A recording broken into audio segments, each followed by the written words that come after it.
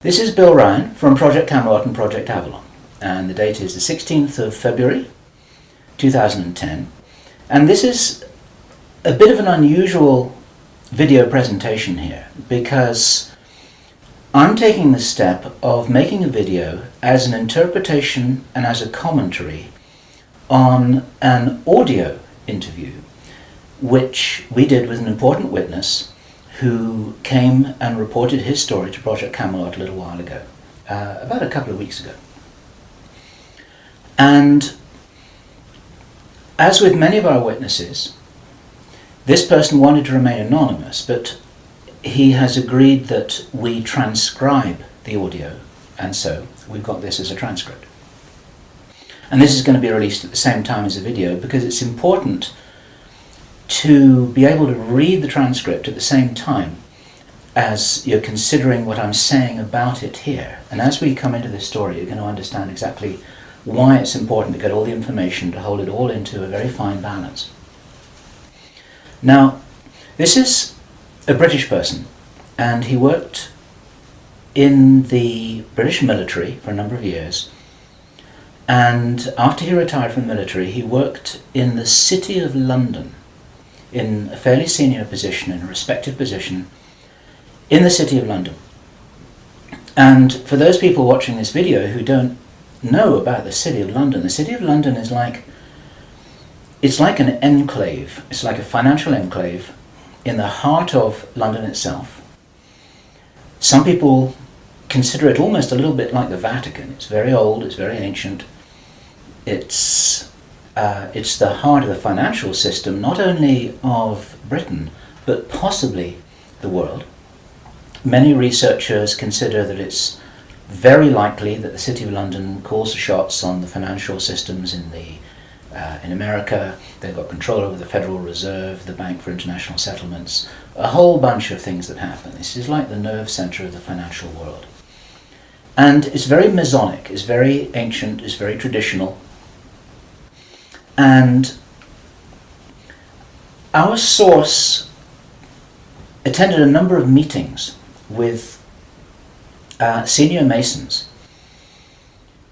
And while many of these were interesting, they were routine by City of London standards. They were discussing financial affairs and so on and so forth. And then in the June 2005, he attended another meeting that he thought was going to be a routine meeting, but actually this was something rather unusual, and he realized it was unusual as soon as he arrived. In fact, in his interview with us, the one which we have the transcript of, you will see that he says that he felt it was an accident that he was there. He shouldn't really have been there. He didn't know what was happening. And as such, he didn't really participate in the meeting. He was there as a little bit as a fly on the wall. He was just listening to what was happening. And at first he didn't even understand what was being discussed. Now, the people there were Masons. There were senior Masons. They were about 25 or 30 people there, including senior politicians who most people in the UK would recognize by name. I do not know who they were. He didn't name them, and I didn't ask them, but he said these are well-known names. The chief of police was there, representatives from the church, representatives from the military, 25 or 30 people. And as he listened to this story being discussed, it was an informal meeting. It wasn't like at a big table with kind of notepads and water glasses and minutes and an agenda and a chairman. There were just people in a room who were talking about all of this stuff.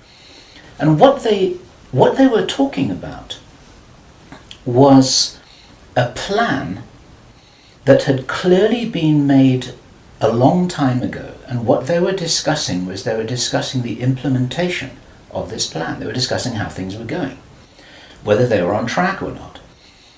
And what for example, to give a flavour of this, they were discussing between them some of the problems that they had in the implementation of their plan. And as this little presentation continues here, you will realize what the plan was, and I'm going to be revealing this in very much the same way as it was revealed to our witness and as he revealed it to me, bit by bit, step by step. The first thing that he heard was they were talking about the fact that Israel didn't look as if it was getting prepared to attack Iran anytime soon. This was a problem. Even back in June 2005, they were apparently concerned that what it was that was planned on some kind of a timeline wasn't rolling out according to schedule, and this was an issue for them. So that attracted his attention very quickly, because he'd never been in a meeting when this kind of thing was discussed.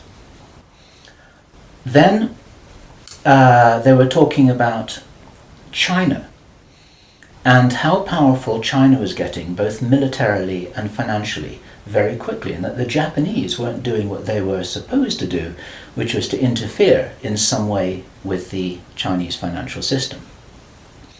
They weren't doing that, and this was another problem because China was getting too strong too quickly. Other things that were discussed were, for example, the coming financial crash, the centralization of resources, everything that we saw starting to happen in October 2008. They were planning that and referring to it in their meeting in June 2005.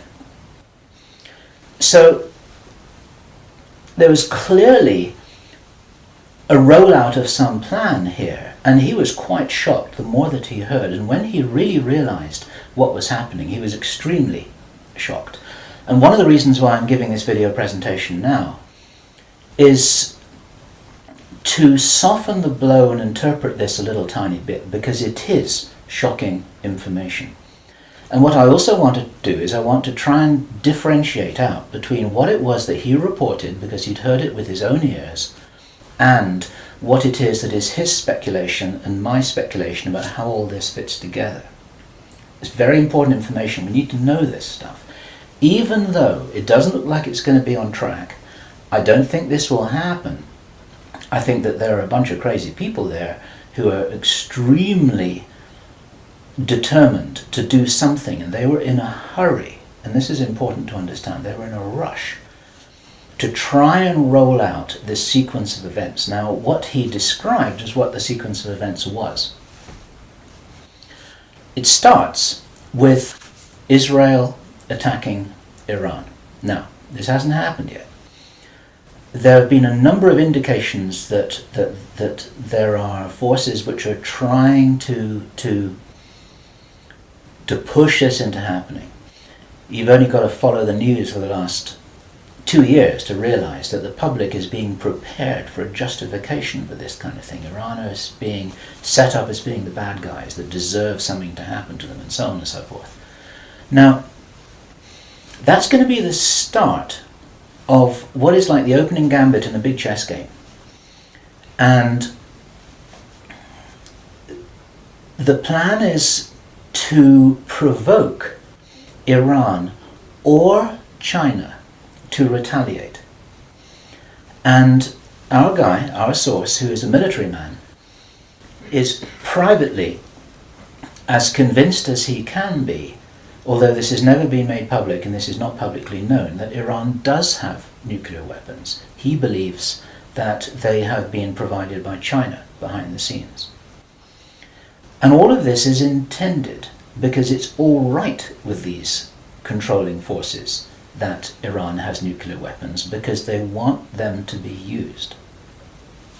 The plan is for either Iran or for China to retaliate after Iran is struck with a nuclear weapon. At that point, there will be a limited nuclear exchange in the Middle East, followed by a ceasefire. He heard this being planned in this meeting. This is being choreographed. It's like the script for a movie. This is exactly what's intended to happen. And during this time, the other thing that's being set up for this, and many people watching this will be aware that this is being set up in the background. We've had a lot of information about this from a number of good researchers from many countries who are reporting this on the internet, that things are being set up in many of the Western countries for there to be heavy controls over populations, martial law, increased powers on security forces who are not just the army or the police, but in Britain, for example, our source said that he absolutely knew personally for a fact, that a very large number of private security people, their powers were being increased to give them the ability to arrest people, the ability to detain, the ability to handle riots in streets. And here we're talking about just regular people working in private security, people who give the parking tickets on the streets. Their powers are being increased in the same way. And last year we heard President Obama talking about how he wanted to have a sort of national guard at home in America ready to handle this kind of thing. There are a lot of indicators that this is being set up. And in this rollout of this crazy scenario where it is intended that there will be a limited nuclear exchange in the Middle East, the idea is that as the world looks upon this with horror, then they will demand from their governments that there are heavy controls over travel, over communication, over people who meet, over people who protest in the streets. They want to make sure that they don't have crazy bombers on airplanes, crazy bombers in the shopping malls. They want to make sure, and because people will be driven into fear by this, they'll request and demand and insist on heavy controls from their governments, which will be justified. And this is where you're going to kind of get the martial law situation in all the Western countries. It's intended as a justification. All of this is just the start of something, because this story gets much bigger, and it's pretty horrifying. And if watching this now you're feeling a little bit shocked, this is how I was feeling when I heard this information, and this is how our source was feeling when he was hearing this information in this meeting, because this is just the beginning. Now, during the time of this ceasefire, everyone's shocked, everyone's frightened, everyone's really terrified about where this is going to go. There are all kinds of heavy controls over populations everywhere. And then the next thing that happens in this chess game that's being played is that biological weapons are released on China. He heard this being discussed in this meeting. They will release a flu-like virus that will be genetically targeted against the Chinese population. It's racially targeted against the Chinese people. It's designed to spread like wildfire and to knock out a large number of the Chinese people. And these people in this meeting were laughing about this. They said, China will catch a cold. Those were their words. China will catch a cold.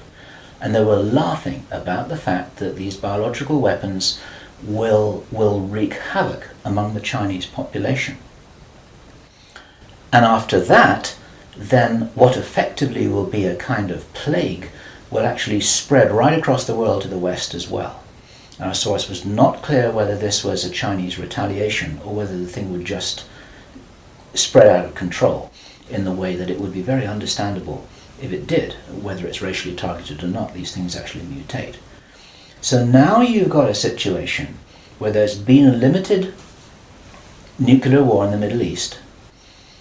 There's a pandemic that really is sweeping across the world and really is killing people very visibly. And you've got this totalitarian military lockdown in all the governments in the Western worlds because everyone's going to be in panic about all of this. And then, he said, then the real war starts. Something that would be justifiably called the Third World War, with a much more major nuclear exchange. And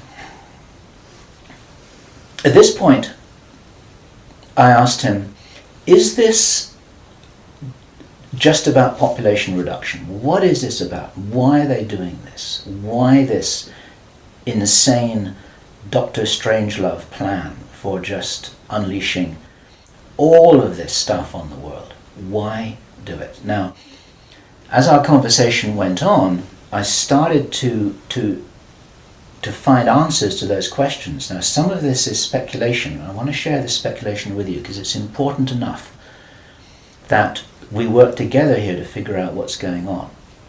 And there are some clues, there's some very important clues that I'm going to present to you here in this video. He said absolutely it's about population reduction. So I said, well, in this meeting, did they mention any figures? And he said, yes, they did, 50%. Half the world's population. This is planned as per the Georgia Guidestones. For those of you who don't know what the Georgia Guidestones are, it's a stone monument in Georgia in America that was erected anonymously a number of years ago. It's in 8 languages, and it's like an Illuminati manifesto for a new world, as it were. And just hold that thought about this being a manifesto for a new world. This is an important concept here in what I'm presenting. One of the key parts of this manifesto for this new world is that there should be a population of 500 million people. Now 500 million people is an enormous reduction from the nearly 7 billion that we've got at the moment. That's pretty much 95% of people who would no longer be on this planet. And 50% is a step towards that. And there's a reason why they're doing all of this. There's a reason why they're in a hurry. There's a reason for this insanity. And when he was explaining this, then he said that they have a name for this plan. This project has got a name. And I said, well, what is this name? He said, it is called the Anglo-Saxon Mission. The Anglo-Saxon Mission. Now, I'd heard that before. It was something historical, I think, to do with the Crusades quite a long time ago. But I hadn't heard it in the present day context, and neither had he. And later on, as he continued to tell his story, I began to understand what I thought this might be about. Hence the title of this video, and the reason why I want to share this information with you, because we need to work together to figure out what's going on here. It's extremely important to understand.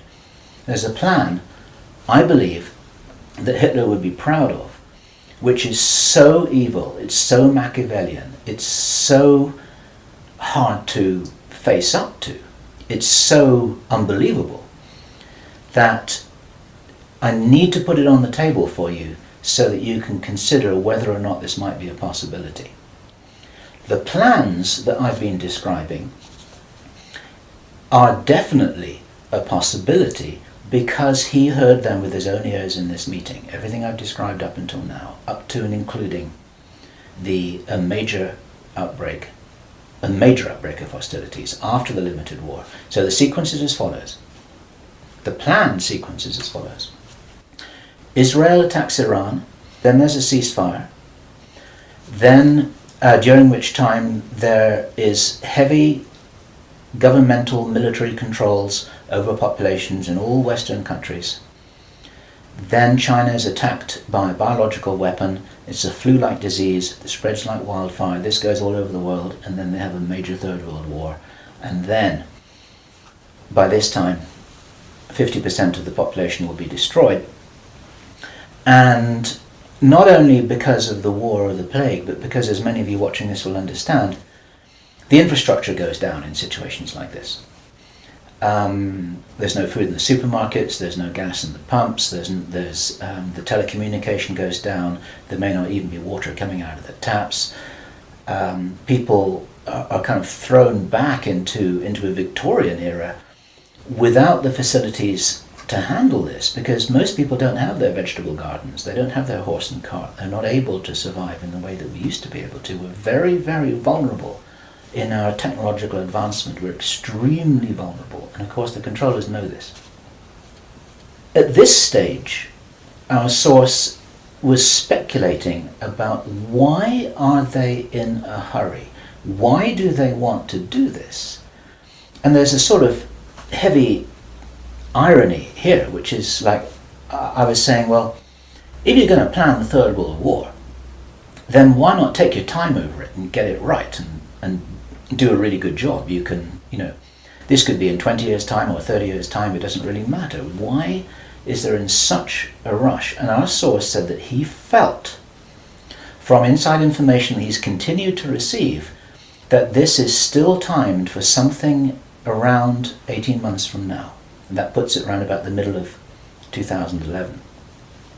He doesn't know this for sure because these events aren't calendar driven. They're actually event sequence driven. In other words, this has got to happen before that happens, and then after that the next thing can happen, then after that the next thing can happen. So a whole lot of things have got to be in place before all the dominoes fall over, so to speak. And they seem to be behind schedule in some of this. There are some planned events that definitely haven't happened. One of the things which I remembered when I was hearing this story was that our source, Henry Deacon, and many of you who've watched Project Camelot videos and read their reports for the last 3 years will know that when we met Henry Deacon in 2006, he said that in his own inside information was that there would be a war against China in 2008. Now that didn't happen. And all this time, at that time it didn't make any sense, and even now it didn't make any sense. It's like, well, all right, but why do this? Why do this? Why do this? Now, this was his answer. And our source is a pretty smart guy. He's been in the military. It's a totally different story that he didn't debrief in our audio transcript, which you have the opportunity to read, but he's had his own ET experiences in the military. He's got his own sources of information about some of the background for this. He says that he's as sure as he can be that the people who are calling the shots in the world, you can call them the Illuminati, the controllers, the cabal, whatever name you have for them, they believe that there is going to be what he called a geophysical event, a major geophysical event. He says that the best information that he's got is that the insiders believe that this is going to happen, or they are concerned that this is going to happen. And many of you watching this will know that this isn't a completely crazy idea. There have been trillions of dollars that have been spent on deep underground bases for some reason which we don't know why it is. You'll know about the seed bank in Svalbard. This is in the public domain, where all the seeds of all the plants and all the crops in the world have been buried deep inside a granite vault in northern Norway. There are many precautions being taken as if something might happen that could really threaten some of these valuable resources, including the seed banks of the world. Now, if there is going to be a geophysical event as they believe, this is because it seems to be preserved Illuminati inside knowledge, whether it's true or not, that there are repeated cyclical geophysical events about every 11,500 years. Information about what really happened to Atlantis was very probably in the Great Library of Alexandria that burnt down a couple of thousand years ago.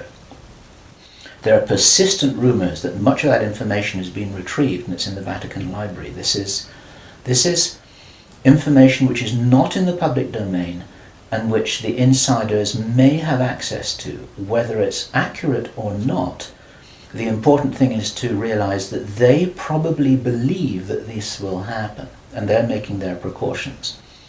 And this might be the justification for this insanity that we've just heard about in this plan. Consider this. He said, if there's going to be a major geophysical event, something like a pole shift, maybe it's Planet X, maybe it's some kind of energetic phenomenon that the solar system is going to be moving into, that's going to somehow destabilize the Earth or the Earth's crust in some way. We don't know.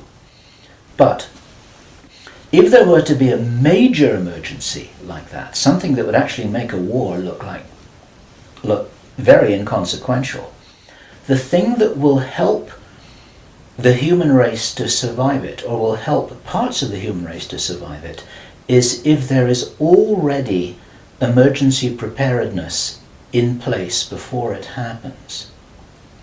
In other words, If you knew that there was an emergency coming, if you knew, for instance, that there's a hurricane coming in to hit your city, then you put all the emergency preparedness in place beforehand. You have the troops ready, you have the infrastructure ready, you have the military ready, you have everything that you need ready to handle this situation so you can respond and react and recover in the best possible way. Our source suggests that the reason for this whole Third World War scenario is that then the Western governments, with the Chinese out of the way, will be in a state of such totalitarian control of their own population that they will be best equipped to recover and rebuild the new world after a cataclysm. And he thinks that this is what's happening. And I have to tell you that this terrible logic makes sense to me, that they would think that way. I'm not for a moment agreeing that this will happen. I think this is wild, crazy stuff, but if they believe that it's going to happen, then this could be their justification for this kind of plan that we've heard about is really being discussed. And this now is my own speculation right now, which also makes sense to me. And I invite your comments and your thoughts about this. We need to work together to figure out what's happening here. It's called the Anglo-Saxon mission. What that told me was that the reason for the name is because this is a white racist agenda for the inheriting of the new earth. It's a plan that Hitler would be proud of. If they think that a new earth needs to be rebuilt, a new world, think of that little phrase there. If a new world needs to be rebuilt after a cataclysm, they want the Anglo-Saxons to be doing it. They don't want the Chinese to be doing it. They get the Chinese out of the way first, and then the Anglo-Saxons will inherit this new world with the other nations, the Asian nations, the African nations, the South American nations. Presumably, it is assumed that they won't have the resources to be able to handle the situation in any kind of a way that gives them the strength to recover after whatever it is that they think is going to occur. So there are several other parts of this which also fit, and one of the reasons why this is an important presentation to make personally is my own personal thoughts, because up until now I've been following a lot of the well-founded research on these sorts of agendas. We've had our own sources of information over the last 3 years. But I've always had questions in my mind, like, why would they do this? You know, war against China, why? Third World War, why? And suddenly, a lot of these things start to make a little bit more sense. It's possible, for example, that when we heard from Jordan Maxwell in our interview with him, which we did at the end of last year, 2009, he described to us how he had researched a number of repeating symbols and images that had been used ever since the time of Hitler, and even long before that, about the dawn of a new day. There's something very important in Masonic and Illuminati thinking about the dawn of a new day.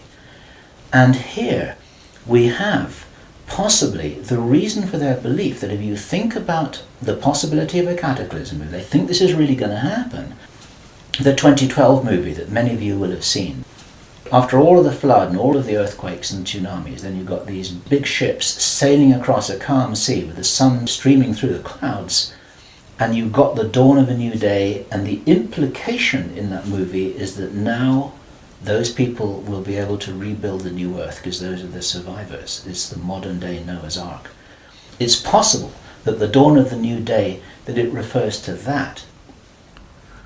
And it even occurred to me, and I'd be interested for other researchers to offer their views on this, that the very term the New World Order that we first started to hear about 20 years ago, actually longer ago than that, but the New World might be the post-cataclysmic world, the New World. It might be the order for the New World after the cataclysm. They may be planning who will inherit the new world. It may be nothing less than this. Maybe this is what the new world order is all about. It really is the order, the plan for the new world that they think is coming. They think this is going to happen. Now, I say again, it's very, very important to differentiate out all of this information here. I don't believe this is going to happen at all, but they might be doing something crazy to try and safeguard what they believe is their own interests. This is what we need to be aware of here. And what I want to do is I want to just state really clearly why there are profound reasons for not believing that anything like this is going to happen. There are a lot of things that haven't happened which were intended to happen. Many of you will remember I think it was the 30th of August 2007, there was a B-52 bomber that flew halfway across America from Minot Air Force Base to Barksdale Air Force Base in Louisiana with 6 armed nuclear cruise missiles on its wingtips, something that could never happen by accident. It was illegal, it should never have happened. You can't even smuggle a bullet out of the weapons storage area in an Air Force Base without there being a whole bunch of signatures and everybody knowing about it, let alone making the mistake of loading armed cruise missiles onto a B-52 bomber with nobody noticing it. There was a reason why that happened, and that was actually prevented from going any further. It stopped at Barksdale in Louisiana. Some very brave airmen blew the whistle on that, and they did their job, and they reported it up the line. It appeared very, very briefly in the mainstream media, and after that it was completely covered over, and everyone said it was a mistake. That was no mistake. There was a reason why they did that, and what many of you don't know is that at that same time, at the end of August, a group of anonymous investors bet $2 billion that the stock market would fall by 50% before the 21st of September 2007. They stood to gain $4.5 billion if their bet had succeeded. These were what are known as put options. And the insiders in the stock market, they call them Bin Laden trades. It's a sort of ironic description because of the betting that took place around about 9/11. Okay, those people lost their bet. It didn't work. The plan didn't work. The stock market didn't fall. The bomber never went any further. And for all we know, that was intended to be the start of the Third World War. It never happened. Okay? We heard a few minutes ago, I was describing how Henry Deacon described that the war against China was meant to start in 2008. That didn't happen. A lot of people thought that was crazy. A lot of people thought he was crazy. Maybe he wasn't. Maybe he heard something that was a real plan, but they're 2 years behind schedule, and maybe this will never happen at all. There are a number of other things that may have been planned and which have never transpired. It's very interesting to think about the so-called Mexican flu outbreak, the swine flu outbreak. For the last 6 to 9 months, we've been looking at a scenario where it looked as if they wanted to roll out vaccinations, they wanted a lot of people to get ill, they wanted to announce a pandemic. Even now, there have been proposals to extend this pandemic declaration for another 2 years, and nothing's happening. In England, we call it a storm in a teacup. There's nothing happening here, but maybe something was intended. Now, if it wasn't intended, it's possible that all of that could have been some kind of a test, just to see how people respond, to see how people react, to see how quickly it spreads, to see what the take-up of the vaccinations will be. And then, of course, us at Project Camelot and a number of other people who've been activists in this whole area trying to draw attention to all of this, now we're all on a database. They know who's going to stand up and start talking about all of this stuff. So it might have been an experiment, or it could have been a failed rollout of something. There's plenty of reason to believe that things are changing. This is the important thing. And those of you who've been following the work of David Icke, this is an important perspective here, because we support his work fully, in as much as he makes a beautiful presentation and he starts off by saying, we are infinite consciousness. there are many ways to put this, but it's very hard to disagree with that. We're immortal, godlike beings who've long ago forgotten what our power was. The potential of consciousness is enormous. It's very important to realize that how powerful we are may be the single most important component in this whole picture that enables us to save the day. This may be what it's really all about. Admiral George Hoover, who died in 1998, he was in the Office of Naval Intelligence in the US Navy. He talked to researcher Bill Burns, the editor of UFO magazine, and Bill Burns described this conversation with George Hoover to George Norrie from Coast to Coast AM. And what Admiral George Hoover told Bill Burns was the biggest secret according to what the American Navy had found out. Very, very interesting story. They were talking about the Roswell visitors, and Admiral George Hoover said that these visitors were us from the future. They were time travelers. They weren't extraterrestrials. Now, other researchers and whistleblowers have spoken about the same thing. And this is fascinating in itself. But what Admiral George Hoover said the biggest secret really was, it had to do with the abilities and the power of the consciousness of these travelers. Because they were us from the future, what the military authorities had found out was what humans are really capable of. And he said that this had been buttoned up really tight, because if we knew how powerful we really were, how powerful we really could be, then we would, in his own words, cause chaos around us, and this could never be permitted. We could rearrange the reality around us in the way that we wanted to, in the way that, if this is real, that the future humans have learnt how to do, which gives them access to these sorts of incredible abilities, such as time traveling.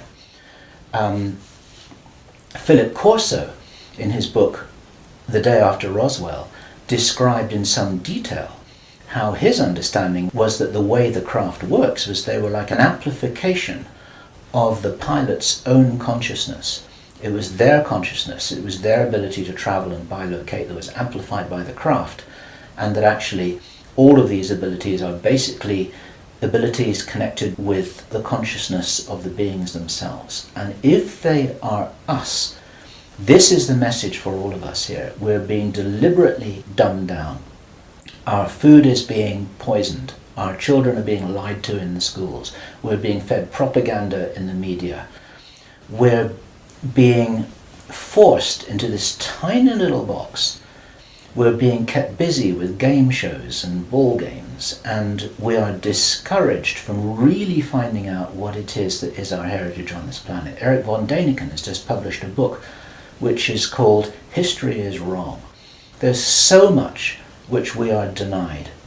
George Green describes that we are known as the useless eaters, this surplus population of billions of people, with a tiny number of people at the top of the heap who are dependent upon us to police each other and to laugh at each other and to stop each other from getting out of line, because we're encouraged to conform to how we're meant to be. And so there's this straitjacket that there's the opportunity for us to break out of, and it's this straitjacket which has been deliberately put in place by these very people who've been creating this plan. Where this plan originates from, it's very interesting to speculate. Our source told us that this has been in place for a long time. He'd first heard about the Anglo-Saxon mission as long ago as 1976. The Illuminati symbolism about the dawn of a new day has been going on for a long time. Many people think that this plan requires such a superhuman level of intelligence and strategic understanding, and is so ruthless and so cold, that the logic suggests, and David Icke says this, Jordan Maxwell says this, we say this ourselves with full agreement, that this didn't come from a human source. People aren't capable of doing this against other people. There's something else behind this. We have to think big. We have to think from the highest spiritual viewpoint that we possibly can do. That these people shouldn't be fought. What must happen is we just withdraw our consent from these things that are being done to us, from this plan that we're part of. And as I was saying just before, if you're in the military or if you're in intelligence services, withdraw your consent from this, because these plans can't happen without it. There's something about the Illuminati and the way that they're operating that is very limited. They're using force, they're in a box, they're trying to counter what everybody I know is recognizing and referring to as a huge expansion of consciousness all over the world, an expansion of awareness. We get emails every day from people, often very young people, who are saying, I can really see what's happening in the world. Tell me what to do about this, but I'm ready. I'm ready to do something. I'm ready to do whatever it was that I came here for. I don't know what that is yet, but I know that we've got big problems. 20 years ago, people weren't saying that kind of thing. There's a huge rollout of some kind of an expansion of consciousness. It's a morphic field that's growing enormously. And there's something that's changing. And my personal belief is that this is certainly being supported by benevolent non-human agencies, let me put it this way, who know about this kind of plan. They don't know whether it's going to happen or not, but they know that it's being planned. A lot of contactees, there's some channel information. You need to consider channel information extremely carefully. But there is channel information, and there are contactee reports that all talk about scenarios like this and how we must be wary, how we must be careful, how we've got to guard against it, how we've got to insure against it, how we've got to be prepared for something like this. And it's entirely possible that this increase in consciousness is happening in direct response with this escalation of violent, forceful plans. It's like, as I've often said in my own presentations in the past, it's a little bit like a movie script itself, where you've got everything building up to a climax of the forces of evil and the forces of consciousness just kind of getting ready for some kind of final confrontation. Now, I'm not trying to be biblical about this, and I know that this situation which I've just been describing is a little bit like the Armageddon War, but I do not believe that this kind of thing will actually come about. As I've said many times before, there's an interview which I did on Freedom Central, which you'll see on the Camelot site, where I say the single strongest reason that I have for not believing that anything is fixed, that we're all doomed, that anything really bad is going to happen, although I think we've got a lot of problems to solve, is because I wouldn't be here, and neither would you watching this now. I'd have incarnated on another planet. I'd have gone somewhere else. I'm not going to go and sit here in the firing line with no possible way of escaping. There's a job to do here, and many of you watching this will be aware of the fact that we're here to do jobs. It's what Dolores Cannon calls volunteers. We may be here for a reason. We may be here to help catalyze this increase in consciousness, and that's what's going to prevent this kind of thing from happening, because if we do not agree that this is the future that we want, then that's not what we're going to experience. We do all co-create our reality, we do all have a part in it, and I profoundly believe that by becoming aware of these plans, this is the way that we avert them. There's a difference between prediction and prophecy. These are two words in the English language that are easily confused with each other. Prediction and forecasting is saying, okay, in 3 months' time, this is what's going to happen because this is what the data leads us to conclude logically. That's all about forecasting and prediction. A prophet does something different, and it's a word to be used with care because it's often misused, it's often misunderstood, and it's like a biblical term, and some people react against it for that reason. But what a prophet always used to do is to say, listen, if we don't wake up and if we don't take action, then this is what's going to happen. And the purpose of the prophet giving this prophetic warning is not to warn people that it will happen, but to say, listen, you got to change something here. You got to change the way you're doing things. You got to change the way that you're being. You got to change the way you're interacting with each other. You got to change your whole attitude. Whatever it is that you change, then the purpose of the change is so that this prophesied event doesn't happen. And so what we have here is we have a kind of prophecy. It's not a prediction. And I'm using this word very, very carefully because the reason why I'm making this statement, the reason why we're releasing this information is to make sure that this doesn't happen. What are we going to do with this information? It's going to be translated into every language that we can. The video is going to be subtitled in Chinese, Arabic, Russian, Spanish, every other major language. I want this video to be picked up by the Chinese. I want this to be escalated up the line. The Chinese are very sensitive about videos that refer to them, especially ones with Chinese subtitles. This will be reported right up the line to Chinese intelligence, to the Chinese military commanders. And the reason for that is because, first of all, if this is nonsense, it doesn't matter. Okay.